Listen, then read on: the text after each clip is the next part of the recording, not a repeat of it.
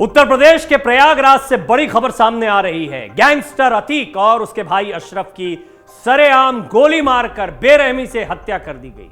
जानकारी के मुताबिक दोनों को प्रयागराज में कॉलविन अस्पताल में मेडिकल के लिए ले जाया जा रहा था, जहां पर लवलेश, सनी और अरुण मौर्य नाम के 3 हमलावरों ने उनकी कैमरे के सामने, मीडिया के तमाम लोग यहां पर मौजूद हैं, उनके कैमरे मौजूद हैं, मीडिया से बातचीत कर रहा अतीक अहमद और उसका भाई अशरफ, और कनपट्टी पर गोली लगाकर हत्या कर दी गई सरेआम। उसके बाद में सरेंडर कर देते हैं ये हत्यारे। बहुत ही चौंकाने वाली तस्वीरें हैं, बहुत ही दहला देने वाली घटना है।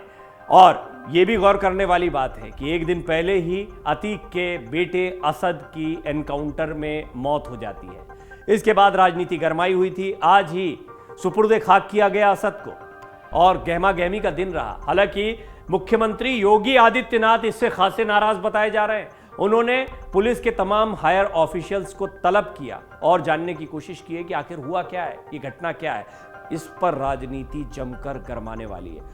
हम आपको बता दें, तस्वीरें विचलित करने वाली, सभी तस्वीरें हम आपको नहीं दिखा सकते। तस्वीरें हमारे पास हैं, लेकिन ये तस्वीरें बहुत ही विचलित करने वाली हैं, जिसमें अतीक और अशरफ दोनों को जब अस्पताल ले जाया गया तो दोनों को देखकर साफ अंदाजा लगाया जा सकता है कि उनको कितने नजदीक से गोली मारी गई है। उनके सीधे सिर में यह गोली मारी गई और उनकी मौके पर ही मौत हो गई। पुलिस के मुताबिक तीनों हमलावर लवलेश, सनी और अरुण मौर्य मीडिया कर्मी बनकर आए थे। पिट्ठू बैग, ये जो बैग टांगे जाते हैं, वो भी इन लोगों ने टांग रखे थे। मौके पर तीनों आरोपियों को पुलिस ने दबोच लिया। वहीं इस वारदात में एक पुलिसकर्मी को भी गोली लगने की बात सामने आ रही है। दूसरी ओर इस वारदात के बाद से पुलिस सुरक्षा पर भी बड़ा सवालिया निशान खड़ा हो गया। सबसे बड़ा सवाल, अतीक अहमद और अशरफ मीडिया के साथ इतने खुलेआम कैसे बातचीत कर रहे हैं एक ऐसे समय पर जब बहुत ही संवेदनशील मामला चल रहा है। उमेश पाल हत्याकांड के बाद से ही देखिए, अतीक अहमद एक बड़ा माफिया रहा।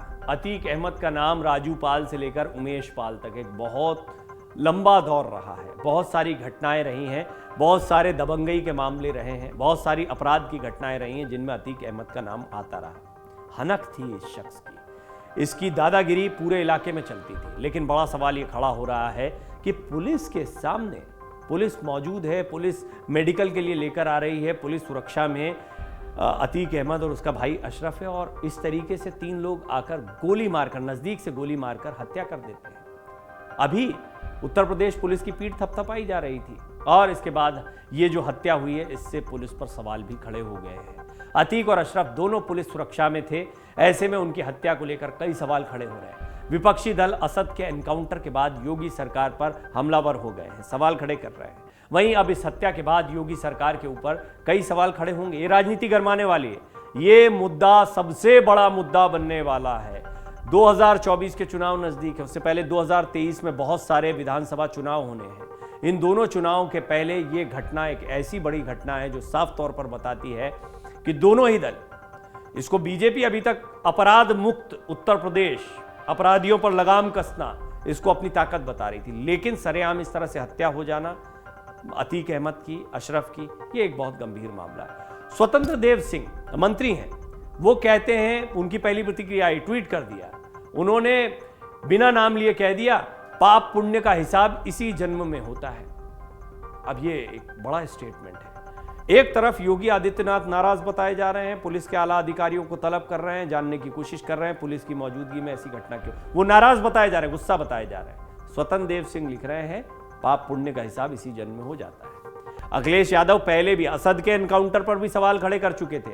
समाजवादी पार्टी के मुखिया हैं, पूर्व मुख्यमंत्री हैं अखिलेश यादव ने इस पूरे मामले पर अपनी प्रतिक्रिया दी। उन्होंने बड़ा बयान दिया। उन्होंने कहा कि उत्तर प्रदेश में अपराध की पराकाष्ठा हो गई है और अपराधियों के हौसले बुलंद हैं।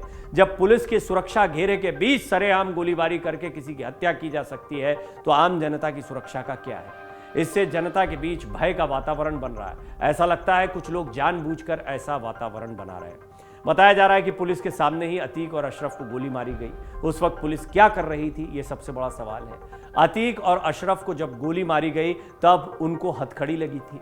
असद के एनकाउंटर के बाद यूपी पुलिस की ओर से यह कहा गया कि एनकाउंटर में मारा गया गैंगस्टर असद अहमद जेल में बंद अपने पिता अतीक अहमद को छुड़ाकर भागने की जुगाड़ में था। पुलिस को असद की साजिश का पता चल गया था, तो साबरमती से प्रयागराज लाने ले जाने के क्रम में रास्ते से ही उड़ा ले जाने की योजना बना रहा था। ये कहा गया, ये भी एक थ्योरी सामने, पुलिस ने बताई ये थ्योरी। निश्चित तौर पर ऐसे में ज्यादा कड़ी सुरक्षा के साथ में इन दोनों को ले जाया जा रहा होगा। सवाल ये भी है कि ऐसे वक्त में पुलिस ने उनकी सुरक्षा और क्यों नहीं बढ़ाई। मुख्य न्यायिक मजिस्ट्रेट की अदालत ने गुरुवार को ही उमेश पाल हत्याकांड में नामजद आरोपी और माफिया अतीक अहमद और उसके भाई खालिद अजीम उर्फ अशरफ की 5 दिन की पुलिस रिमांड मंजूर की थी। अदालत ने अपराध प्रक्रिया संहिता की धारा 167 के तहत अतीक अहमद और अशरफ की 13 अप्रैल से 17 अप्रैल तक पुलिस रिमांड स्वीकृत की थी और इस मामले की सुनवाई 26 अप्रैल निर्धारित की गई।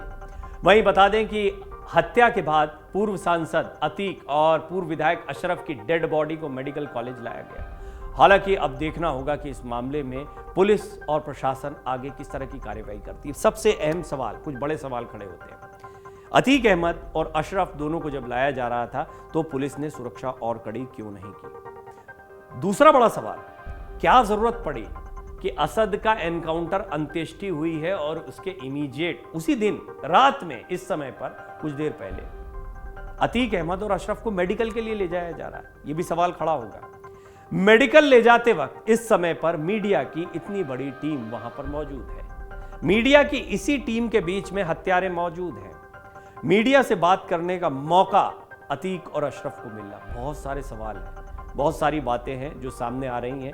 ये सवाल निश्चित तौर पर तमाम राजनीतिक दल उठाएंगे, खास तौर पर समाजवादी पार्टी इसको बड़ा मुद्दा बनाती रही है। देखिए, सत्ता का संग्राम के दौरान में पूरे उत्तर प्रदेश में घूमा, निश्चित तौर पर योगी आदित्यनाथ की सबसे बड़ी ताकत रही अपराध मुक्त उत्तर प्रदेश का नारा। बहुत से लोग, ज्यादातर लोग ये मानते हैं कि उत्तर प्रदेश में अपराध में लगाम कसने में योगी आदित्यनाथ कामयाब हुए। लेकिन साथ ही साथ अब थोड़ा सा नैरेटिव बदल रहा है। अखिलेश यादव ने यह कहा है कि जिस तरह से एनकाउंटर हो रहे हैं, जिस तरह से मारा जा रहा है या जिस तरह से यह हत्या हुई है, इन सारी चीज़ों को लेकर अखिलेश यादव बहुत मुखर है। वो कह रहे हैं कि ये अपराध की पराकाष्ठा है और अतीक अहमद और अशरफ की हत्या ये सचमुच अपराध की श्रेणी में आती है। उमेश पाल हत्याकांड के दौरान दिन दहाड़े जब अपराधी बम चलाते, गोलियां चलाते दिखाई दिए तो उसके बाद सवाल गहरा गया कि यह है अपराध मुक्त उत्तर प्रदेश।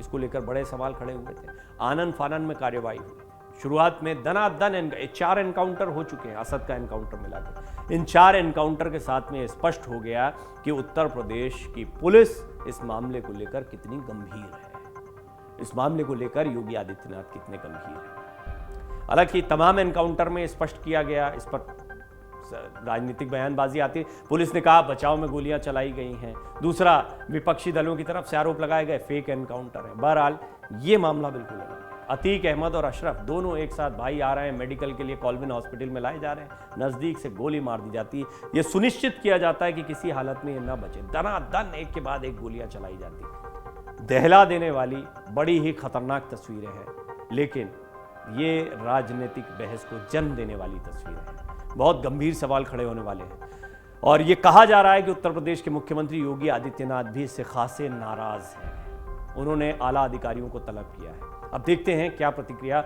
सरकार की तरफ से आती है। लेकिन स्वतंत्र देव सिंह की प्रतिक्रिया को अगर, हालांकि उन्होंने निजी स्तर पर अपने ट्विटर पर यह प्रतिक्रिया दी है, पाप पुण्य का हिसाब इसी जन्म में हो जाता है।